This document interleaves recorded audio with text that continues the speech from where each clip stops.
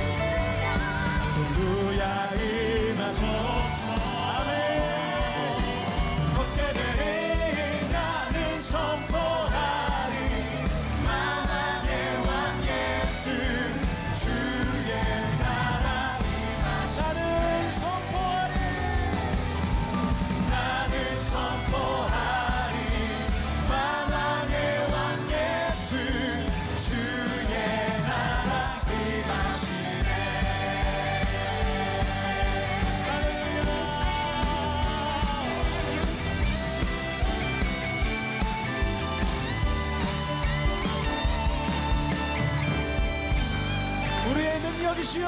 우리의 소망이신 예수 그리스도의 이름을 찬양합시다. 할렐루야, 할렐루야, 아멘, 아멘. 성경은 끊임없이 우리 하나님이 우리의 아버지가 되신다고 약속하십니다. 우리 사도신경 기억하시죠? 전능하사 천지를 만드신 하나님 아버지를 믿습니다. 전능하시기만 한 분이 아니라 천지를 만드신 분만이 아니라 우리의 아버지 되신 주님을 우리가 믿는 줄로 믿습니다. 여기에 많은 아버지, 어머니들이 계실 텐데 아버지의 마음과 엄마의 마음이 어떤 건지 너무나 잘 아실 거예요. 바로 그 마음이 우리를 향한 하나님의 마음입니다. 절대로 포기할 수 없고 자녀의 그 작은 아픔 가운데도 함께 고민하고 함께 아파하는 것이 부모의 심정인 줄로 저는 압니다. 우리 주님이 오늘 여러분들을 그렇게 자녀로 다시 한번 부르시고요, 내가 너의 마음속 깊은 곳에 있는 그 상처를 어루만지기를 원한다고 말씀하세요. 우리 아빠이신 하나님, 우리 엄마이신 하나님을 우리가 바라보시며 우리 마지막으로 한 번 더 찬양하시겠습니다.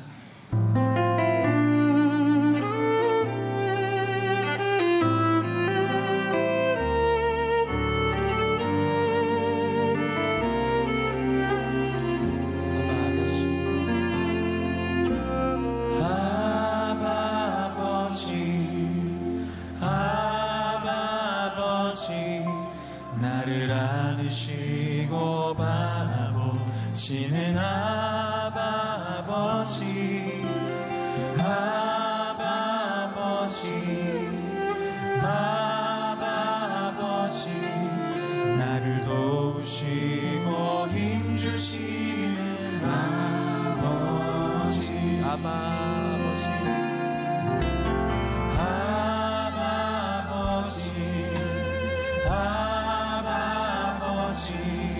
나를 안으시고 바라보시는 아바 아버지, 아바 아버지, 아바 아버지, 나를 도우시고 힘주시는 아버지. 주는 내 마음을 지시고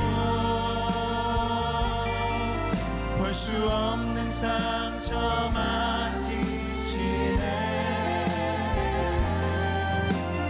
나를 아시고 나를 이해하시네. 내 영혼 새롭게 세우시네. 아바 아버지,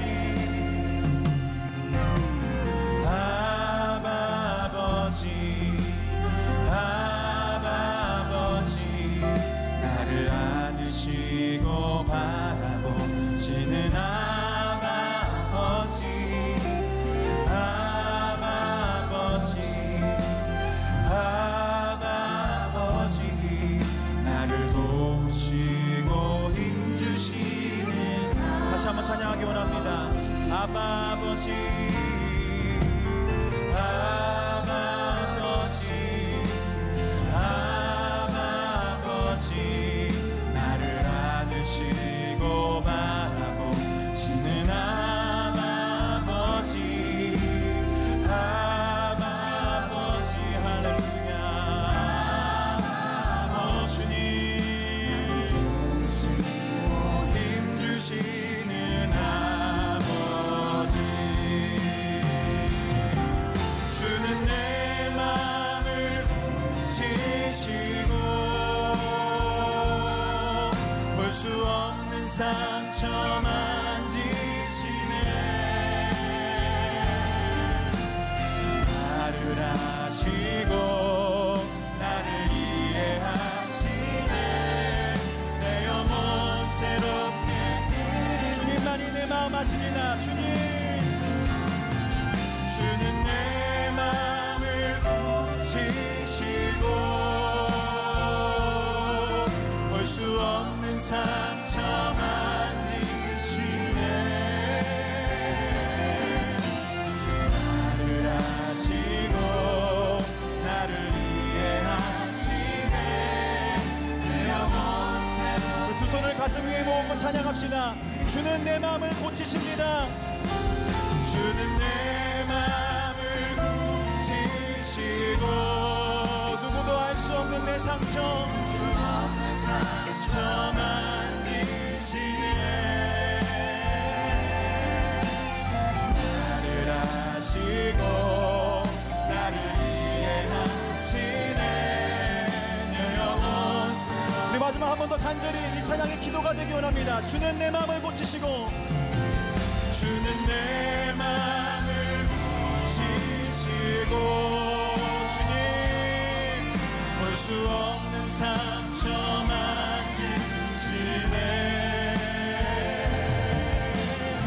나를 아시고 오직 주님만이 나를 이해하시네. 내 영혼 새롭게 세우는 나를 아시고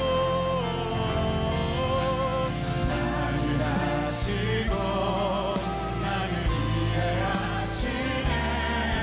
내 영혼 새롭게 세우시네.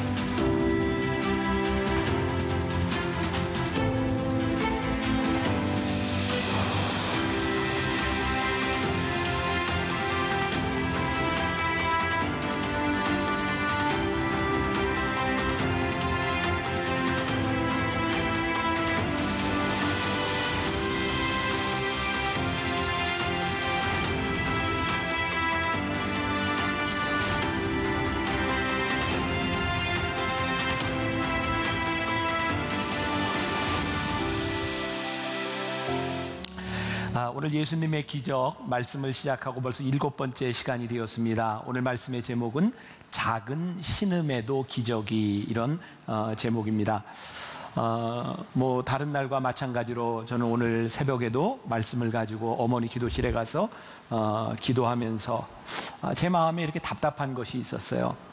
기적에 대한 말씀을 계속 나누고 있는데 요즘 제가 접하는 우리 성도들의 많은 문제들, 정말 신음 같은 이야기들 들으면서, 하나님, 제가 무엇을 할 수 있을까요?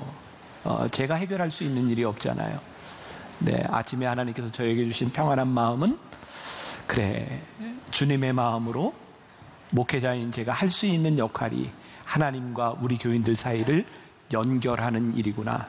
오늘 말씀을 통해서 우리 성도들을 하나님 앞으로 인도하는 그런 역할이구나. 그래서 제가 부담이 아닌 하나님께서 저에게 주신 사명으로 알고 말씀을 전하려고 합니다. 오늘 이 시간에도 여러분들 중에 누군가가 이 말씀의 주인공이 될 수 있기를 주님의 이름으로 간절히 소원합니다. 오늘 말씀은 여러분들이 이제 주목해서 볼 필요가 있는데요. 말씀을 여러분들이 얼마나 주의 깊게 들으셨는지 모르지만 오늘 이 말씀의 본문을 가지고 설교하는 것이 무척 힘이 듭니다. 왜냐하면 복음서에 나와 있는 기적 중에 가장 간단하게 나와 있는 기적의 이야기고요. 오늘 기적의 이야기는 예수님께서 시몬 베드로의 장모의 집에 들어가서 열병을 앓고 있는 장모를 손으로 일으키셨다. 이게 끝입니다. 그러니까 여러분들이 저 본문으로 어떤 설교를 할 건가, 그런 고민을 가지고 들으시면 이유를 또 알 수 있지 않을까 하는 생각이 듭니다. 우리가 말씀을 읽는 방법 중에 하나가 늘 어떤 시, 그리고 장소, 처음에 그 문장을 우리들이 주목해 볼 필요가 있는데, 오늘도 본문 말씀이 그렇게 시작하고 있죠.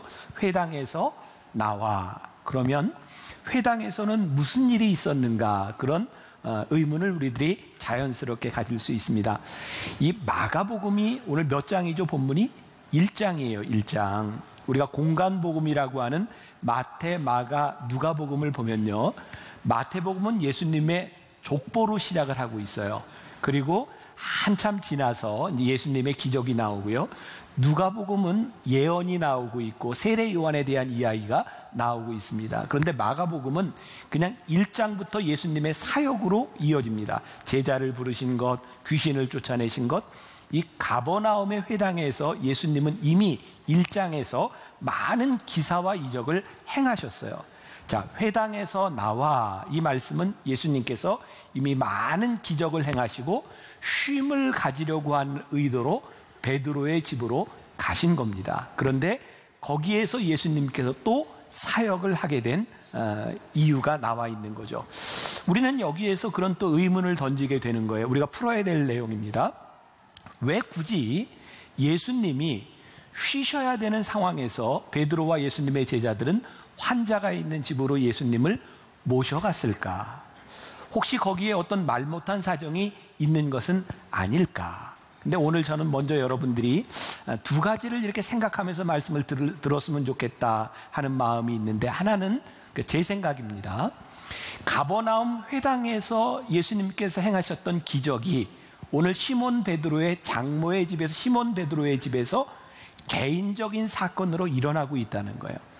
그러니까 예수님의 기적과 예수님의 만남의 사건들이 오늘 이렇게 예배드리는 이런 공동체 가운데서 끝나는 것이 아니라 어떻게 우리들의 개인적인 삶으로 예수님의 기적이 이어질 수 있는가. 결국 신앙이라고 하는 것은 공적인 영역에서 우리의 사적인 영역으로 옮겨질 때 인격적인 관계가 형성되는 것은 아닐까. 또 하나, 여러분들이 얼마나 주목해서 말씀을 읽었는지 모르지만 베드로 장모의 열병을 고치는데 병을 고쳐달라고 요청한 사람은 베드로가 아니었습니다.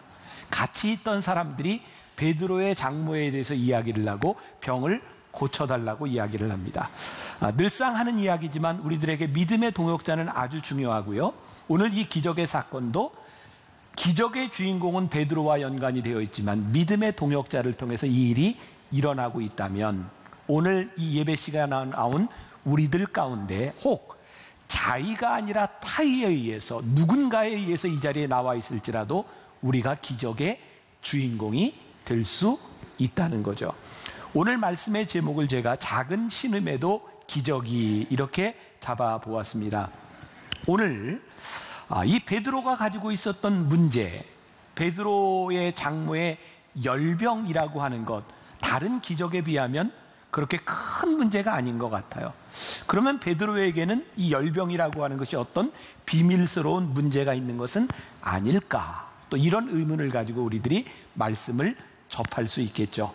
자, 제가 이제 말씀을 시작하면서 소제목을 이렇게 잡아보았습니다. 숨 가쁜 날을 지날 때. 이제 오늘 이제 말씀 우리가 읽은 본문을 전체적으로 이렇게 본다면, 예수님께서 제자를 부르시고 가버나움에서 놀라운 기적을 행하시고 예수님이 쉬러 베드로의 집에 가게 되었는데, 거기에서 베드로 장모의 열병을 고치신 거예요. 그랬더니 32절에 저물어 해질 때라고 하는 말이 나오고 있고요. 33절에 온 동네가 그 문 앞에 모였더라. 온 동네라고 하는 것은 온 동네에 있는 사람들을 이야기하는 거죠.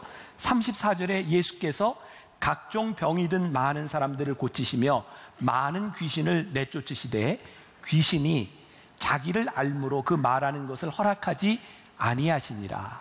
제가 숨가쁜 하루를 지날 때 이렇게 말씀드린 거예요. 보세요. 가버나움에서 예수님이 많은 병자를 고치시고 이제 지쳐서 쉬러 베드로의 집에 들어가셨는데, 거기서 열병 걸린 장모를 고치고 났더니 그 소리를 듣고 해가 저물 때 온 동네 사람들이 모여서 또 예수님이 치유의 기적을 행하신 거예요. 하여튼 무지무지하게 바쁜 하루를 지나신 거예요. 그리고 우리가 오늘 읽지 않았지만 이제 1장 35절에 보면 새벽 아직도 밝기 전에 예수께서 일어나 나가 한적한 곳으로 가서 거기서 기도하시더니, 그러니까 예수님께서 기적을 베푸시고 혼자 한적한 곳으로 떠나가셨다라고 되어 있습니다. 또 38절에 가보면 우리가 읽지 않았어요. 이르시되 우리가 다른 가까운 마을로도 가자. 거기에서도 전도하리니 내가 이를 위하여 왔노라 하시고, 여기서 전도라고 하는 것은 무슨 뜻일까요? 우리가 말하는 전도가 아니라 여기서는 영어 성경을 보면 preach라고 되어 있어요. 설교한다. 우리가 아주 중요하게 알아야 될 포인트가 있는데, 예수님은 모든 기적을 행하시는 곳에서 기적이 목적이 아니라고 하는 것을 분명히 말씀하고 있어요. 그래서 여기에서도 많은 기적을 행하시고 예수님께서 한적한 곳으로 떠나가셨을 뿐만 아니라 제자들에게도 이거 얘기하지 말라. 기적이 목적이 아니라 그 기적을 행하시는 이유가 있다. 우리가 지금 7주 앞으로 5주 동안 더 기적에 대한 말씀을 계속해서 나누게 될 터인데, 우리들이 기적이 의미하는 것을 올바로 깨닫지 못하면 우리들은 기적을 행하는 것을 바라보며 주객이 전도될 수 있다, 이 말이에요. 자, 주객이 전도되면 안 돼요. 기적이 목적이 아니라 기적을 행하시는 이유를 알 때 우리들의 삶에 찾아오는 기적이 의미를 가지게 되는 거예요. 오늘 말씀을 준비하는데 어떤 목사님들이 준 자료에 보니까 주객이 전도된 거에 대해서 이런 예를 들더라고요. 어떤 정부 부처에서 이런 행정명령을 내렸대요. 이면지를 잘 활용해라. 그러니까 종이를 좀 아끼라는 얘기죠. 그랬더니 이면지를 잘 활용하기 위해서, 얼마나 잘 활용하는지를 보여주기 위해서 맨 종이를요 복사해가지고 이면지로 쓰는 거예요. 이면지 도장 찍어가지고, 심지어는 그냥 옛날 얘기 전화번호부 책을 복사해가지고 이면지로 쓰는 거예요. 뭔가 좀 잘못된 거죠. 또 어떤 예가 있었냐면, 회사에서 이제 사람들에게 편리하게 노트북 컴퓨터를 쓰도록 이렇게 나눠준 거예요. 우리가 이제 데스크탑이 아니라 노트북은 활용성이 좋게 이렇게 나눠준 겁니다. 문제는 노트북이 작다 보니까 도난의 위험이 있는 거예요. 그래서 그 회사에서는 노트북을 잘 쓰기 위해서 책상에 고정시켜 놨대요. 활용이 잘못되고 있는 거죠. 제가 왜 이런 이야기를 하나요? 기적이 그렇다 이 말이에요. 기적이. 예수님께서 우리들에게 기적을 행하신 이것이 주객이 전도되면 주님께서 우리들에게 주시기를 원하시는 메시지를 잃어버리게 되는 거예요. 하나님께서 우리를 왜 부르셨는지를 우리들이 잃어버리는 순간 우리는 굉장히 자기중심적인 사람이 되고요. 우리가 하는 일들 가운데서 하나님 아버지의 마음이 떠나잖아요. 어느 날부터인가 우리들이 강팍해지기 시작해요. 우리들이 누군가를 섬긴다고 했던 그 일들이 섬김의 마음을 잃어버리기 시작하면 우리의 섬김이 누군가에게 상처를 주기 시작해요. 이 성경에 보면 바리새인들은 종교적이지 아니었던 사람들이 아니라 종교적이었는데 주객이 전도되어 하나님 아버지의 마음을 잃어버린 사람, 강팍해진 사람이 바리새인들이에요. 그래서 제가 이 기적에 대한 말씀을 계속 나누면서 우리들에게 정말 주의해야 될 것이 있는데, 우리들의 신앙의 목적이 기적이 되지 않도록. 제가 종종 그런 이야기 하잖아요. 예수님께서 죽은 나사로를 살리셨어요. 죽은 나사로가 영원히 살았나요? 아니요. 때가 되면 죽어요. 예수님께서 병자들을 고쳐주시지만 이 약한 우리의 인간의 몸 가운데는 그 병들이 다시 찾아오는 거예요. 그러니까 기적을 행하는 그 기적의 문제가 아니라 그 기적을 통하여 우리 주님께서 우리들에게 주시고자 하시는 메시지가 무엇일까? 자, 우리가 이제 또 상상의 날개를 펴보자. 말씀을. 예수님이 기적을 막 행하셨어요. 예수님이 행하시는 기적을 보고 사람들이 모여들기 시작했어요. 예수님의 제자들이 무척 신나지 않았겠습니까? 사람들이 너무너무 많으니까 누군가 기도를 받아야 되는데 사람들이 제자들에게 부탁하지 않았을까요? 아, 내가 예수님 좀 만날 수 없을까요? 뒤에다 이렇게 좀 만나게 해줘. 막 이러지 않았을까요? 제자들이 막 신났을 것 같아요. 봐, 예수님 대단하시잖아?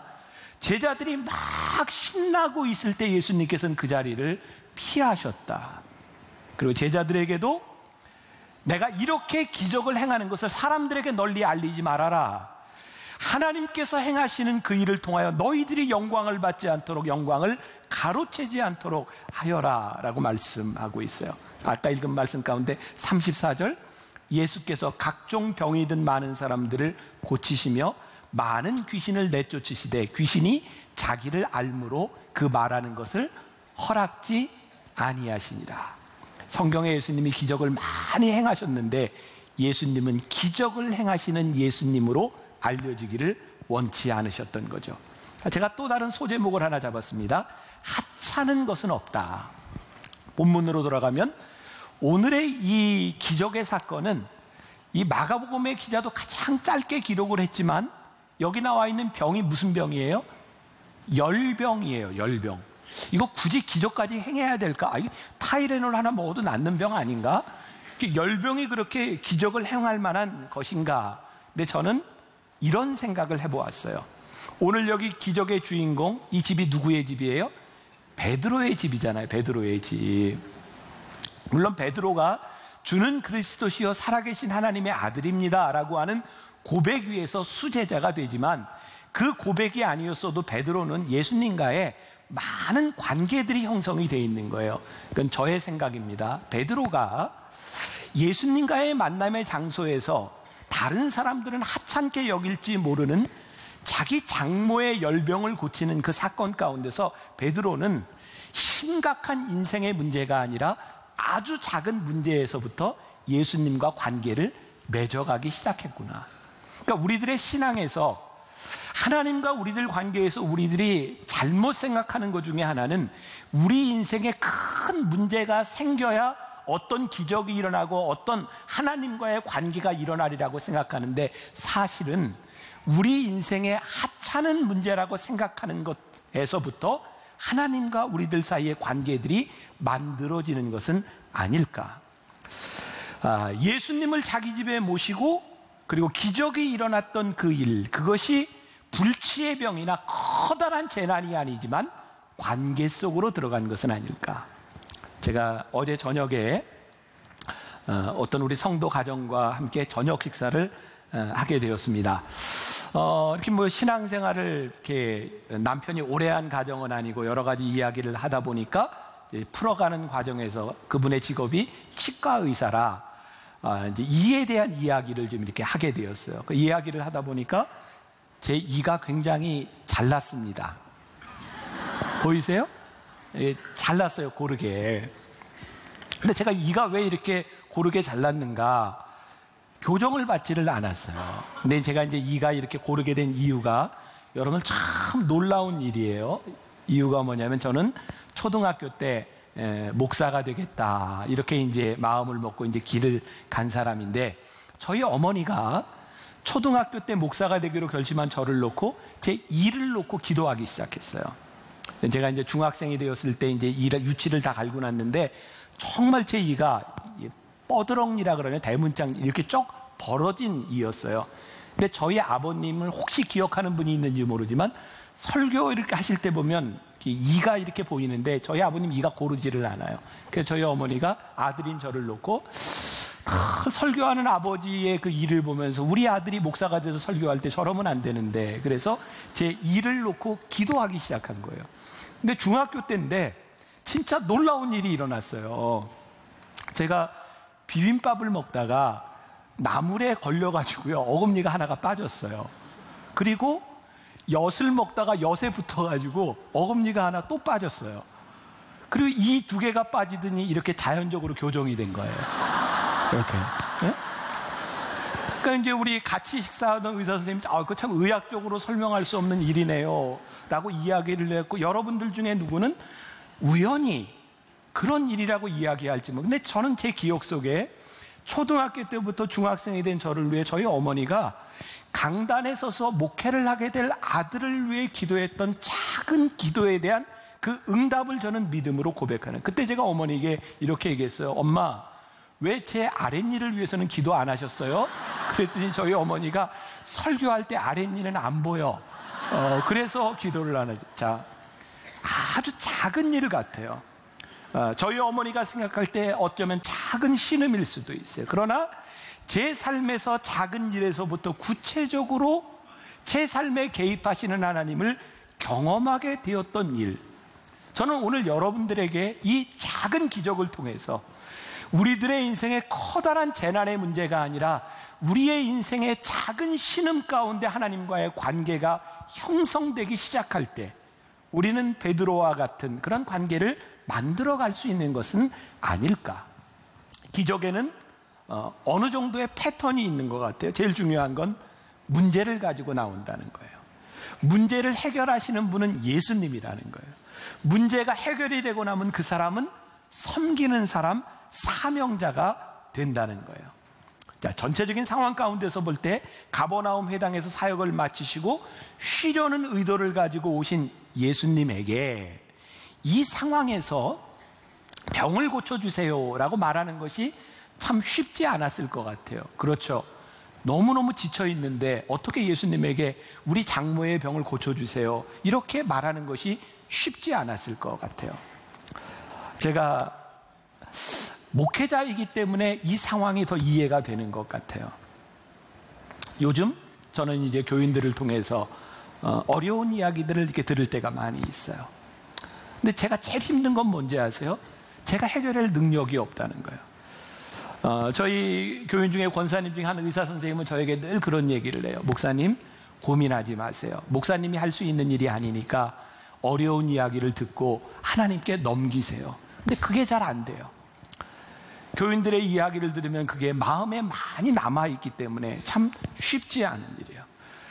인간의 몸을 입고 오신 예수님께서 병자들의 병을 고치시며 얼마나 지쳐 있었겠어요. 근데 그 지쳐있는 예수님을 집안에 모셔서 예수님에게 우리 장모의 열병을 좀 고쳐주세요 말하는 것이 결코 쉽지 않았을 것 같아요. 그래서 베드로가 그렇게 이야기를 하지 못하고 누군가가 베드로의 친구가 아마 베드로의 이야기를 예수님께 했는지 몰라요. 중요한 것은 그 문제의 크기가 어떠하든지, 그것이 어떠한 문제였는지, 그것이 하찮은 문제인지 커다란 문제인지 알 수 없지만 그 문제를 가지고 주님께 나왔다는 거예요. 제가 오늘 여러분들에게 신앙적으로 도전을 던지고 여러분들에게 질문을 하고 싶어요. 여러분들의 삶에는 어떤 문제가 있나요? 인생의 커다란 죽고 사는 문제를 떠나서 우리들의 삶에는 다 문제들을 가지고 있는데, 문제는 우리가 문제를 숨기고 산다는 거예요. 오늘 이 말씀을 통해서 하나님과의 우리들의 관계 가운데 문제가 드러나는 것이 얼마나 중요한 일인가를 알아야 되겠다. 지난 주간에 제가 이제 어떤 가정 신방을 하게 되었어요. 제가 누구라고 이렇게 밝힐 수는 없지만 그 가정이 아들이 참 아프고 힘들어하는 문제로 인해서 그 어머니가 아들을 위해서 참 잘하려고 노력을 하는 것 같아요. 아들을 잘 돌보고 그 아들과 함께 이렇게 이야기를 하는데 엄마가 늘 아들에게 좋은 이야기를 해주는 거예요. 너 참 많이 좋아졌다. 네가 극복할 수 있다. 그런데 이렇게 같이 이야기를 하다가 아들이 저에게 그런 얘기를 했어요. 사실은 엄마가 좋아졌다고, 너 이길 수 있다고 얘기할 때마다 내가 너무 힘들어요. 사실은 내가 너무너무 힘들어요. 근데 엄마가 좋아졌다고 이야기를 하면 나는 할 말이 없어요. 제가 엄마에게 이렇게 얘기했어요. 아들이 힘들 때 좋아졌다, 네가 할 수 있다 이렇게 이야기하지 말고 너 참 힘들구나, 아프겠구나, 그렇게 공감해 주세요.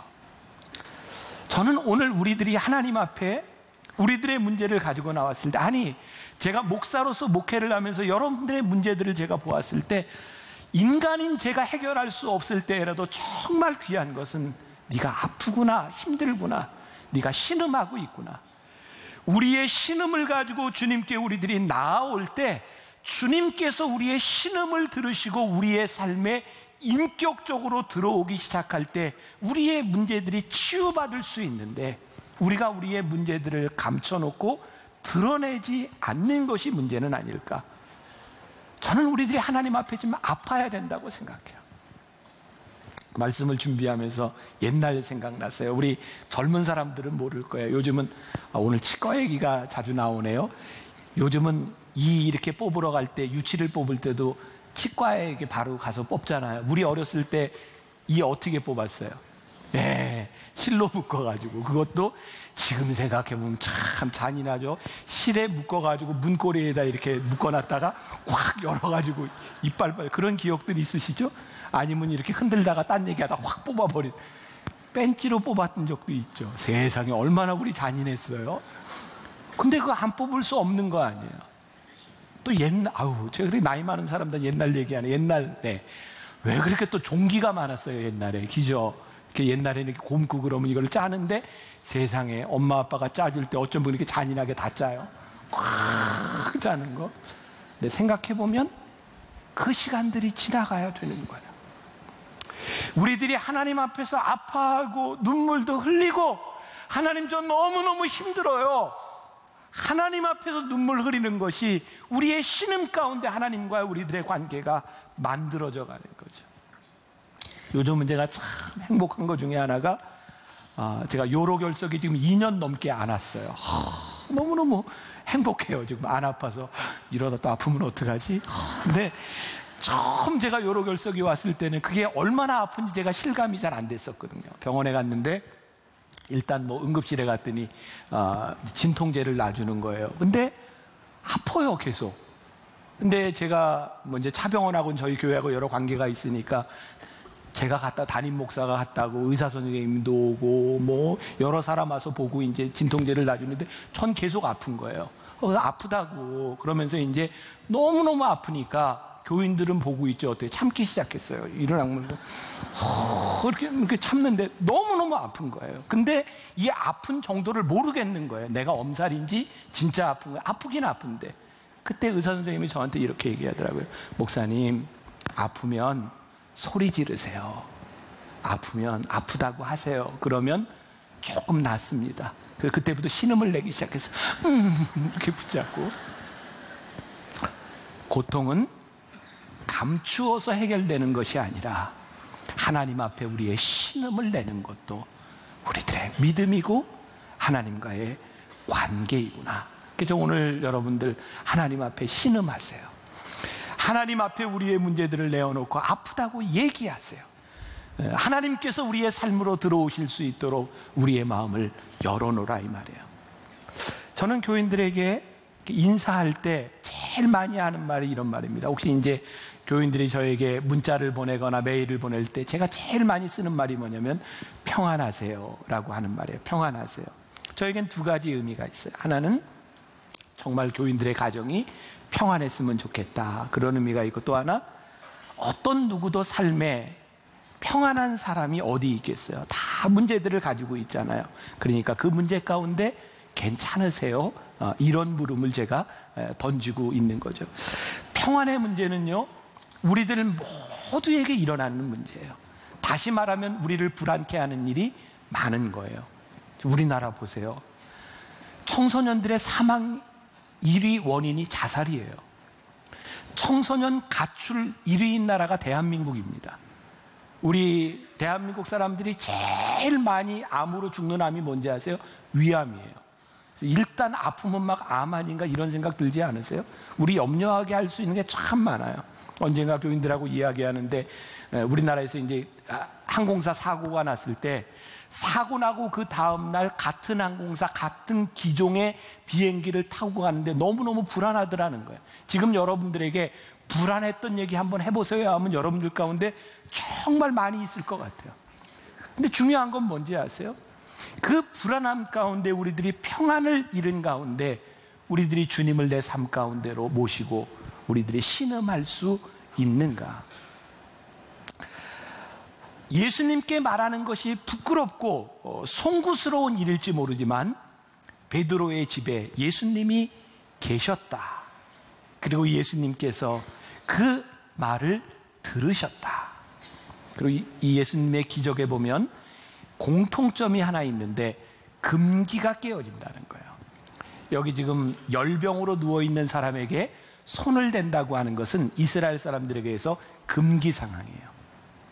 더운 나라이기 때문에 열병은 전염성이 있기 때문에 사람들이 손을 대면 안 되는 거예요. 게다가 열병에 걸린 여자를 남자가 손을 대서 일으킨다. 이거 금기사항이에요. 근데 참 신기하죠. 예수님의 기적을 보면 금기사항이 깨지는 거예요. 우리들이 신앙적으로 하지 못했던, 우리들이 하나님 앞에 용기 내지 못했던 우리의 틀이 깨어지고 금기가 깨어지면서 병이 낫고 고립에서부터 우리들이 자유로워지고 고독에서부터 우리들이 자유로워지고 하나님의 역사를 우리들이 경험하게 되는 거예요. 그러면 성경을 보세요. 문제를 가지고 하나님 앞에 나왔던 사람들이 평안을 얻는 이야기들, 제가 말씀을 준비하며 떠올랐던 이야기가 사무엘상 1장에 있는 한나의 이야기예요. 한나가 자식이 없음으로 인하여 너무 고통스러웠고 힘들어서 성전에 나와서 기도하잖아요. 사무엘상 1장 10절에 보면 이렇게 표현이 되어 있어요. 한나가 마음이 괴로워서 여호와께 기도하고 통곡하며. 그런데 통곡하며 기도하는 이 한나를 보고 당시 제사장이었던 엘리가 뭐라고 얘기해요? 너 언제까지 술 취해 있을 것이냐. 그래서 한나가 이 이야기를 듣고 자기 사정 이야기를 다 합니다. 그랬더니 엘리가 뭐라고 얘기하냐면 하나님이 내가 기도하여 구한 것을 허락하시기를 원한다 그래요. 그러니까 한나가 그 말을 듣고 평안이 돌아갑니다. 자, 생각해 보세요. 하나님 앞에 통곡하며 기도하던 자신을 보며 너 언제까지 술 취해 있을 거냐라고 말했던 영적인 분별이 없었던 엘리 제사장이, 그 제사장이 너 하나님께서 내 기도 들으실 거야 라고 하는 그 말을 아멘으로 받은 거예요. 제가 목사이기 때문에 제가 오늘 이 자리에서 설교를 하고 여러분들에게 말씀을 전하며 저에게 똑같은 생각이 드는 거예요. 하나님, 제가 무슨 자격으로, 어떤 능력으로, 어떤 인격으로 우리 교인들에게 평안하라고 이야기를 하며 어떤 자격으로 제가 치유할 수 있겠습니까? 하나님, 저에게는 그런 자격이 없습니다. 근데 하나님께서 저에게 주시는 마음이 너에게 자격이 아니라 내가 제사장으로, 네가 목회자로, 설교자로 교인들을 향하여 네가 그렇게 이야기했으면 좋겠다. 너의 기도가 응답되기를 원합니다 라고 말할 때에 그것을 아멘으로 받아들이는 교인들의 삶을 통해 그들에게 평안이 임하기를 구하라. 오늘 제가 새벽에 기도하며 하나님께서 저에게 주셨던 마음이었어요. 저의 자격이 아니라, 다른 능력이 아니라 하나님께서 여러분들을 평안케 하시기를 원하신다는 그 말씀이 여러분들의 삶에 개인적으로, 주관적으로, 관계 속으로 들어갈 수 있으면 좋겠다. 신앙은 보편적인 것에서 개인적인 사건으로 옮겨지는 거예요. 신앙은 객관적으로 일어났던 사건이 내 삶의 주관적인 사건으로 일어나는 거예요. 가버나움 회등에서 많은 기적을 일으키신 예수님을 자기 개인의 집으로 모셔가서 주님과의 인격적인 만남이 일어났던 것처럼 공적인 장소에서 시작된 신앙이 우리들의 삶의 사적인 영역으로 들어오는 거예요. 그래서 우리 주님과의 관계가 시작되는 거예요. 오늘 말씀의 주인공인 이 여인이 나음을 얻고 나서 예수님과 제자들을 수종들었다 그래요. 참 상황이 이것도 참 이해하기 힘들죠. 아니 바로 이렇게 세웠는데 그 여인을 그렇게 부려먹어야 되겠어요? 근데 생각해보면 아마 거기에 수종들 만한 사람이 아무도 없었을지도 몰라요. 근데 그것보다 제가 하나 더 가능성 있는 것은 이 여인이 나음을 얻었을 때 기꺼이 내가 예수님을 수종들고 싶다는 마음이 들지 않았을까요? 그래서 저는 신앙생활을 하면서 내가 표현을 잘못했구나. 종종 교인들에게 저 사람은 저렇게 예수를 믿으면서 섬김이 없을까? 봉사가 없을까? 사실은 섬김과 봉사의 문제가 아니라 은혜가 없는 거구나. 우리들이 하나님을 믿으면서 누군가를 섬길 수 없는 사람이라면 우리의 인생에 들어오셔서 우리의 삶을 바꿔주신 그 은혜가 없기 때문에 우리들이 움직여지지 않는 것은 아닐까. 오늘 제가 마지막으로 이런 소제목을 잡았어요. 그리고 일상 속으로. 이 베드로의 장모였던 이 여인에게 가장 큰 축복이 무엇인가? 오늘 31절에 나아가사 그 손을 잡아 일으키시니 열병이 떠나고 여자가 그들에게 수종드니라. 아마 여자가 할 수 있는 일, 수종드는 일, 음식을 준비하는 일, 이 여자의 삶이 일상으로 돌아갔구나. 제가 지난주에 만났던 한 가정이에요.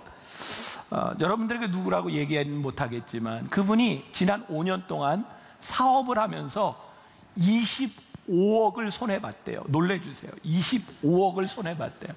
세상에 25억을 손해봤는데 너무너무 기쁘고 감사하다는 거예요. 세상에 이런 사람이 다 있어요.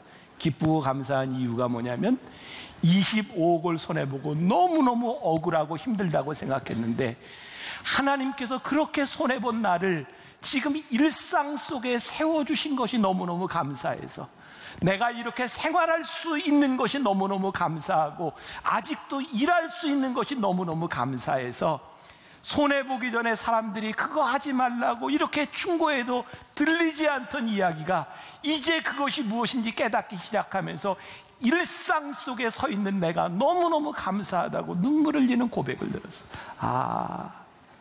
우리의 감사가, 우리의 인생의 우리의 과거가 아무리 힘들었을지라도 우리를 다시 이 자리에 불러주신 것, 우리로 하여금 다시 살아가게 하시고 우리로 하여금 다시 이 길을 걷게 하신 것이 하나님 앞에 너무너무 큰 은혜구나. 저는 이 여인에게 가장 큰 감사가 무엇일까? 일상으로의 복귀, 하나님의 역사가 일어난 것. 여러분, 예수님의 기적이 일어나는 곳에는요 둘 중에 하나거든요. 예수님이 찾아가셔서 기적을 일으키시든지 예수님께 찾아와서 기적이 일어나든지 둘 중에 하나예요. 여러분들의 삶에는 어떤 느낌이 드세요? 저는 기적에는 일정한 공식과 패턴이 없다고 이야기를 했죠. 누군가를 보면 참 부럽지 않아요? 하나님 어떻게 저 사람에게는 저런 일이 일어날까요? 어떻게 저 사람에게는 예수님이 찾아가서 그런 기적을 행하실까요? 또 어떤 사람은 저 사람은 저렇게 매달려 기도하는데 어떻게 저런 기적이 일어나는데 나한테는 그런 일이 일어나지 않나요? 제가 여러분들에게 말씀드리죠. 동일한 공식과 패턴이 아니라 하나님께서 여러분들에게 말씀하시는 여러분들의 삶의 변화와 여러분들의 결단을 통하여 내 삶에 일으키시는 하나님의 기적은 무엇인가? 그것은 개인적이고 굉장히 주관적인 일이에요. 하나님의 주권이 있어요. 우리들의 자유의지가 있어요. 제가 지난주에 읽었던 책 중에 유석경 씨가 쓴 당신은 하나님을 오해하고 있습니다. 그 책에 보니까 그런 얘기가 있더라고요. 우리는 종종 이렇게 하나님께 원망하잖아요. 하나님, 제가 그렇게 할 때 왜 저를 좀 막지 않으셨어요? 하나님은 모든 것을 다 하실 수 있는 분이시잖아요. 근데 그 책에 보면 이런 표현이 있어요. 하나님은 우리가 자유의지를 행하실 때 스스로 당신을 구속하십니다. 우리가 행할 수 있도록, 그리고 우리들이 행하는 일에 대한 책임을 물으시는 분이십니다. 여러분, 참 놀라운 일은요, 우리들이 하나님 앞에 의지적인 결단을 하고 하나님 앞에 나아가면 하나님의 섭리가 보여요. 아, 하나님이 나를 이렇게 인도하셨구나. 근데 우리들이 하나님 앞에 의지적 결단이 없이 하나님 앞에 순종하지 않으면 하나님의 섭리가 보이지 않아요. 저는 기적은요, 여러분들이 하나님 앞에 스스로 의지적인 결단을 하고 하나님 앞에 내 작은 신음도 들으시는 하나님 앞에 의지적으로 나아갈 때 우리들의 삶을, 우리들의 인생에 개입하시는 하나님의 섭리가 우리 가운데 들어오기 시작하는 거예요. 그래서 우리의 의지적 결단이 하나님의 섭리를 경험하게 하는 거죠. 그제 우리가 지난 한 달 전에 한샘 치고 헌금했던 우리 정범식 권사님 화상전문병원에 제가 신방을 냈어요. 저는 그 정도까지인지는 몰랐어요. 사고가 나고 2달 동안 의식이 없이 그렇게 병원에 있었다. 그래 2달 동안 의식이 없는 상태에서 정말 많은 꿈을 꿨대요. 그분이 할 말이 너무너무 많은 거예요. 자기가 의식이 없는 상태에서 세상의 친구들 찾아와서 병문안도 하고 했는데 이제 시간이 지나니까 찾아오는 사람도 아무도 없고요. 남아있는 사람은 오로지 교회 공동체밖에 없다고. 자기가 그렇게 사경을 해먹을 의식이 없을 때 자기가 보았던 꿈속의 환상들이요, 막 불구덩이 속으로 막 누가 끌고 들어가는데 자기를 끄집어내는 줄들이 있었다는 거예요. 지금 생각해보니 자기를 위해 기도했던 그 기도가 나를 이렇게 끄집어냈노라고. 그리고 기도하면서 이제 제가 지난주에 갔을 때 처음으로 걷기 시작하고 재활 운동을 시작했어요. 너무너무 감사하고, 우리가 한샘 치고 헌금을 하면서 그 시간에 우리가 어떻게 설명할 수 없잖아요. 어떻게 그 권사님에게 그런 기적이 일어나고, 또 아들의 생명을 가지고 그 보험으로 생명을 살리겠다고 헌금한 한 부인의 결단을 통하여 그 병원비, 그 많은 병원비를 대게 하셨는가. 그분에게 일어난 기적이 어떻게 일어났는지 우리는 설명할 수 없지만 하나님께서 그분을 일으키는 것이 분명하고, 우리들의 삶에 동일하게 우리의 신음 가운데서 하나님이 우리들을 어떻게 역사하실지 우리들이 기대하고 기대하는 마음으로 하나님 앞에 나아가는 것. 예레미야 33장 3절에 보니까 너는 내게 부르짖으라, 내가 내게 응답하겠고 내가 알지 못하는 크고 은밀한 일을 내게 보이리라. 분명한 공식이 있는 거예요. 우리가 하나님 앞에 부르짖는 거예요. 우리의 작은 신음으로 하나님 앞에 나아가는 거예요. 하나님은 우리가 알지 못하는 비밀한 일을 행하시겠다고 말씀하고 있어요. 우리들의 삶에 주관적으로 들어오시는 하나님의 은혜예요. 사도 바울은 이렇게 고백해요. 아무것도 염려하지 말고 다만 모든 일에 기도와 간구로 너희 구할 것을 감사함으로 하나님께 아뢰라. 그리하면 모든 지각에 뛰어난 하나님의 평강이 그리스도 예수 안에서 너희 마음과 생각을 지키시리라. 오늘 우리의 작은 신음으로 하나님 앞에 나아갑시다. 모든 지각에 뛰어난 하나님의 평강이 여러분들의 모든 것을 지키시고 여러분들 가운데 역사하여 주실 것을 믿습니다.